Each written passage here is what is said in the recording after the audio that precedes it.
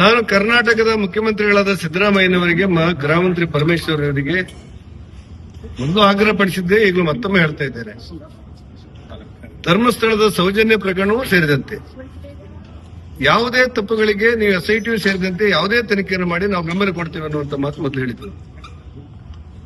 ಈಗಲೂ ಕೂಡ ನಿನ್ನೆ ಧರ್ಮಸ್ಥಳದ ಠಾಣೆ ಎದುರು ಜನ ಆಕ್ರೋಶ ಭರಿತರಾಗಿ ಅಲ್ಲಿರುವಂತಹ ಭಕ್ತಾದಿಗಳು ಮಂಜುನಾಥ ಸ್ವಾಮಿಗೆ ದೇವಸ್ಥಾನಕ್ಕೆ ಪಾವಿತ್ರ್ಯಕ್ಕೆ ಧಕ್ಕೆಯಾಗುವಂತ ಪರಿಸ್ಥಿತಿ ನಿರ್ಮಾಣ ಆಗಿದೆ ಅಂತ ಹೇಳಿದರು. ಕೆಲವು ವ್ಯಕ್ತಿಗಳು ಯೂಟ್ಯೂಬ್ ಮೂಲಕ ಧರ್ಮಸ್ಥಳ ದೇವರನ್ನು ಅಪಮಾನ ಮಾಡುವಂತ ಮಾತುಗಳನ್ನು ಆಡಿದ್ದಾರೆ ಅನ್ನೋದು. ಈ ಕುಕ್ಕರ್ ಬಾಂಬ್ ಸ್ಫೋಟ ಮಾಡಿದಂತ ಒಬ್ಬ ಆರೋಪಿ ಧರ್ಮಸ್ಥಳ ದೇವಸ್ಥಾನಕ್ಕೂ ಕೂಡ ಇಡ್ಲಿಕ್ಕೆ ಹೊರಟಿದ್ದಾರೆ ಅಂತ ಹೇಳುವಂತ ಚರ್ಚೆಗಳು ಬಂದಿರುವುದು.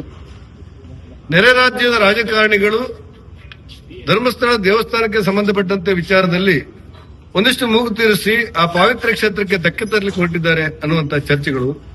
ಇದನ್ನೆಲ್ಲ ಗಮನದಲ್ಲಿಟ್ಟುಕೊಂಡು ದೇವಸ್ಥಾನದ ಪಾವಿತ್ರ್ಯಕ್ಕೆ ಧಕ್ಕೆ ಆಗಬಾರದು, ನಂಬಿರುವಂತಹ ಕೋಟ್ಯಾಂತರ ಜನ ಏನಿದ್ದಾರೆ ಮಂಜುನಾಥನ ನಂಬಿರುವಂತಹ ಕೋಟ್ಯಾಂತರ ಜನರ ಭಾವನೆಗಳಿಗೆ ಧಕ್ಕೆ ಆಗದಿರುವಂತಹ ವಾತಾವರಣ ನಿರ್ಮಾಣ ಮಾಡಬೇಕು. ಆ ಹಿನ್ನೆಲೆಯಲ್ಲಿ ರಾಜ್ಯ ಸರ್ಕಾರ ಕ್ರಮ ತಗೊಳ್ಳಬೇಕು ಅನ್ನೋದು ನಮ್ಮ ಆಗ್ರಹ ಇರುವುದು. ಅದೇ ಸಂದರ್ಭದಲ್ಲಿ ಅಲ್ಲಿ ನಡೆದಿರುವಂತಹ SIT ತನಿಖೆಯನ್ನು ಕೂಡ ನಾವು ಸ್ವಾಗತ ಮಾಡಿದ್ದೇವೆ. ಭಾರತೀಯ ಜನತಾ ಪಕ್ಷ ಮತ್ತು ಸ್ವಾಗತ ಮಾಡಿದ್ದೇವೆ. ಸೌಜನ್ಯ ಪ್ರಕರಣದಲ್ಲಿ ಅವರ ಹೆತ್ತ ತಾಯಿ ತಂದೆಯ ಸ್ಥಾನ ನೋಡಿದಾಗ ಆ ಮಗುವಿಗೆ ನ್ಯಾಯ ಸಿಗಬೇಕು ಅನ್ನೋದನ್ನ ನಾವು ಮೊದಲು ಆಗ್ರಹಪಡಿಸಿದ್ದೇವೆ.